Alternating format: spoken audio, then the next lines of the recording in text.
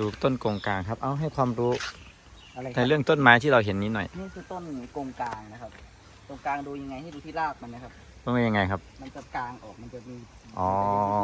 ถ้าเห็นแบบนี้คือต้นกงกลางแน่นอน ใช่ไหมครับ นะครับ ที่เห็นคือรากมันเหรอครับ ครับมันคือรากมันครับมันคือรากส่วนที่ใช้หายใจนะครับ เพราะว่าเขาจะต้องเอารากขึ้นมาเหนือน้ำนะครับ ในการหายใจ อืม นะครับไม่งั้นเดี๋ยวรากเขาเน่านะครับ เอาทำไมมันต้องมาเกิดริมทะเลแบบเนี้ย อันนี้ก็ไม่รู้เหมือนกันนะครับ หรือว่ามันเป็นภูมิศาสตร์ที่มันชอบที่จะเกิดอย่างเงี้ยเนาะ นะครับแต่ว่าข้างในมีรังนกนะครับแต่ว่าเขายังไง นั่นไงรังนก ตรงนี้ก็เป็นนก อุ๊ยลองเจอรังนกขนาดใหญ่เลยครับ เดี๋ยวเราจะไปดูที่รังนกขนาดใหญ่ เป็นไข่นกกัน